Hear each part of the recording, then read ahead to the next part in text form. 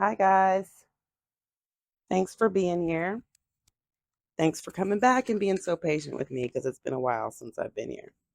I'm into resin right now, so I am working with Let's Resin mica powders and this dragon mold, which this dragon ends up being 10 inches long from the nose to the tail whenever it's done. And it uses about 16 ounces of resin, so it's a big piece and it uses a lot of resin. So right here, I'm just putting the mica powder in where I want it, just in the areas that I want it to show up. This is dark violet. And later on, I'm going to go back and fill in the webbing between the spines of the wing with dark magenta. But for now, I just want dark violet in here. So I'm putting it just on the spine of the wing or the bones of the wing. And then when I get done with that, I'll clean it up. And I'm just using paper towels with Big Wipes they have wipes and then they also have a spray. And I just got the spray and I spray it on shop towels, like a blue shop towel that you can get at like O'Reilly's or any auto store. You can probably get them on Amazon, I'm sure. But my fiance works at O'Reilly's, so I got a discount and I just got shop towels through him. And that's what I'm going to use to clean this mold up in a few minutes. And makeup applicators are really helpful too. You can get really precise lines on your cleanups with those.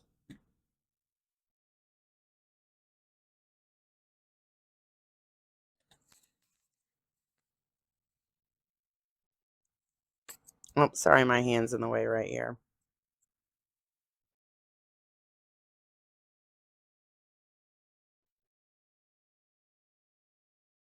So yeah, for more detailed cleanup, I'll use like a Q-tip or um, a makeup applicator like the eyeshadow applicator. And I usually have just like I'll take the big wipe spray and just spray a little puddle out onto my silicone mat.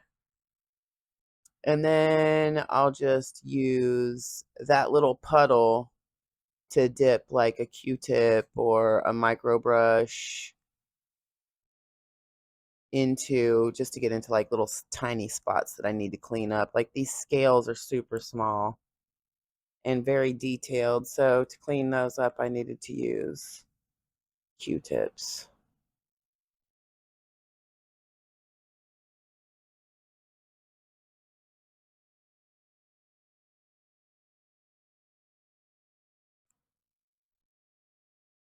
Q-tips are really good for cleaning up small spots, bigger spots.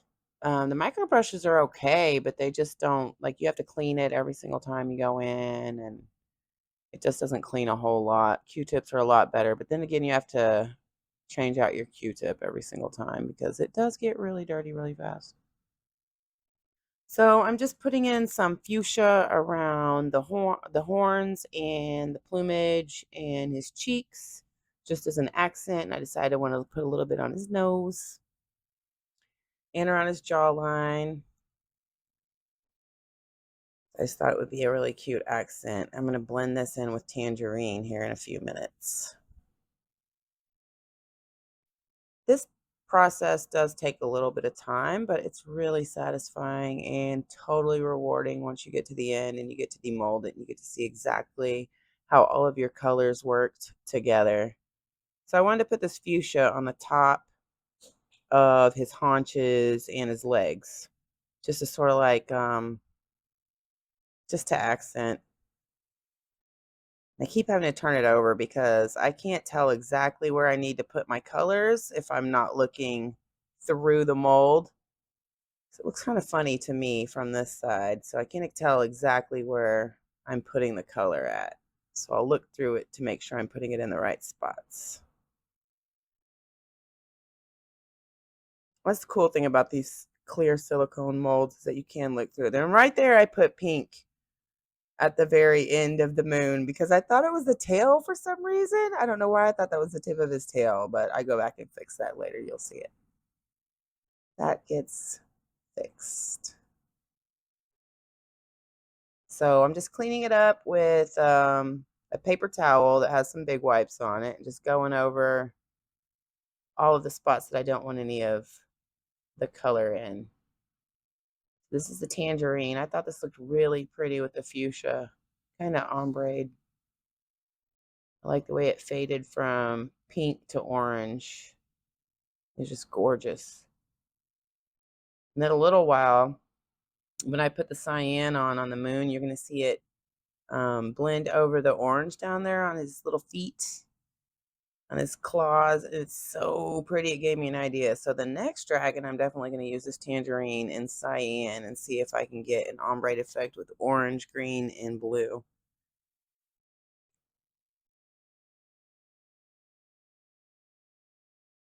This tangerine is so pretty. So vivid. And it's just as bright in like real life. When I was doing it, I was like, wow, this is so pretty. Not a fan of orange usually, but I'm starting to really like it.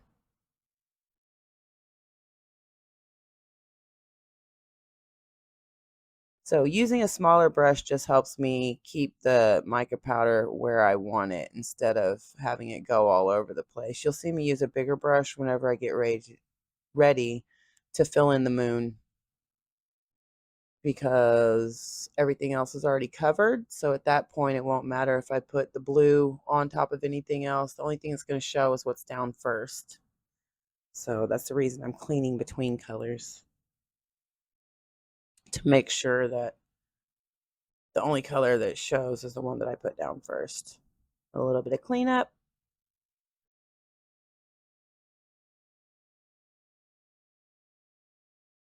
I forgot a little spot behind his wing right there. But that'll be another video. I'll show you how to fix your boo-boos.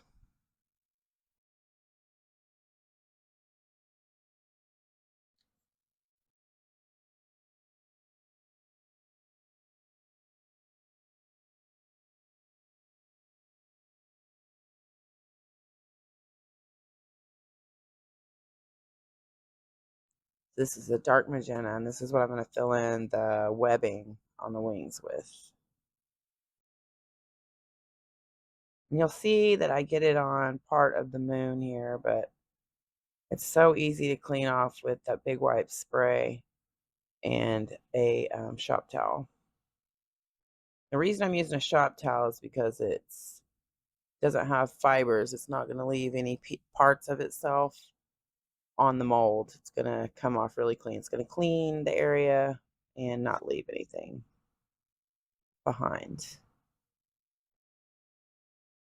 Here I'm just making sure I get the sides in my mold with the mica powder. See, I accidentally filled in that spot with purple because I wasn't sure what it was. It's really hard for me to see it from this side.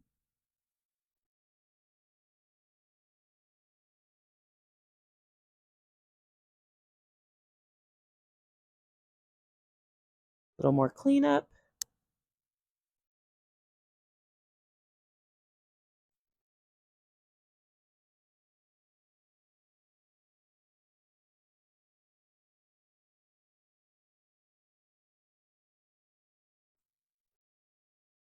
Another thing about the big wipe spray is, excuse me, because when I first started, I was cleaning my molds with alcohol.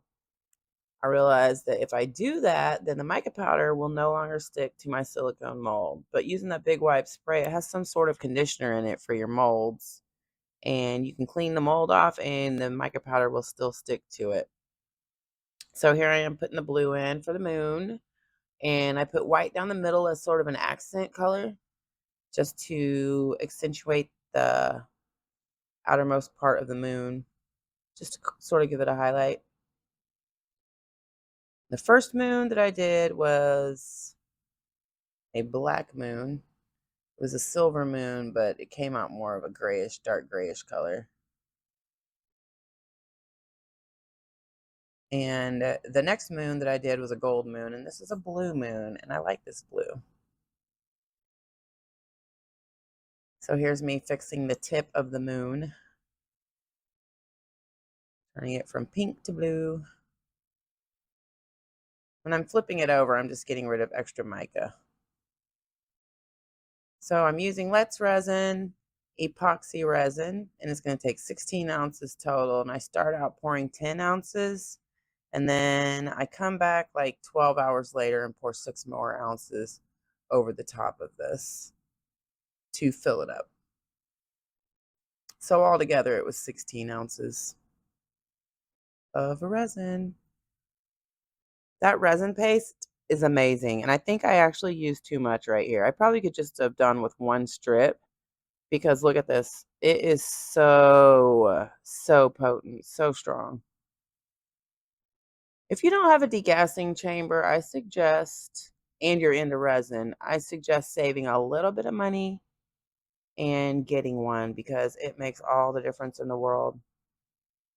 It gets rid of all the air in your resin and just makes your life so much easier if you're actually trying to do something commercially with your pieces that you're creating. Like, I'm trying to sell these, so I don't want any flaws. I don't want bubbles. I don't want them to look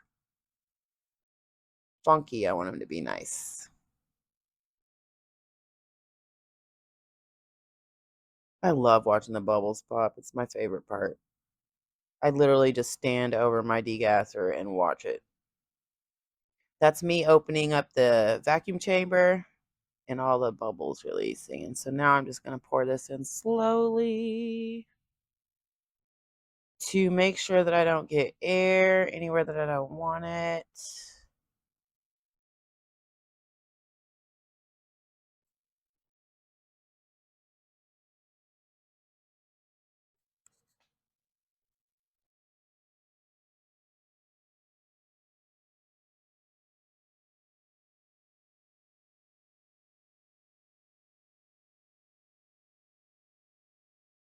So this was the first 10 ounces of resin. And I let this cure for about, I don't know, probably 14 hours. And then I came back and poured 6 more ounces of black on top of this. So altogether it was 16 ounces. That's the big wipe spray I was talking about.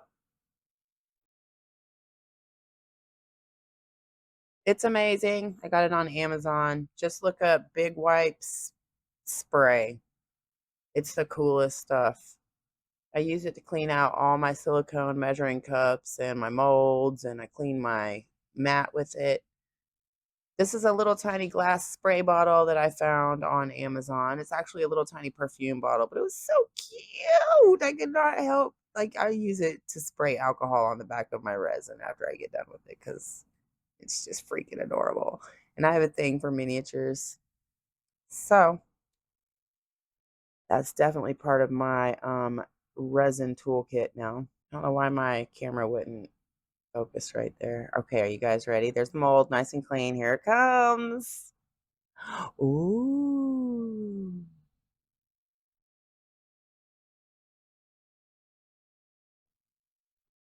I think I like the blue moon. I think this is absolutely my favorite, and I'm going to do definitely another blue moon. Ah, that orange and the fuchsia, the way they came together, I think it's so pretty. Really love his face right here. Love the wings, and I love the fuchsia on his legs and haunches. I love the fuchsia right next to the star on his tail. I think this came out really well. Thank you guys for watching. I'll see you next time.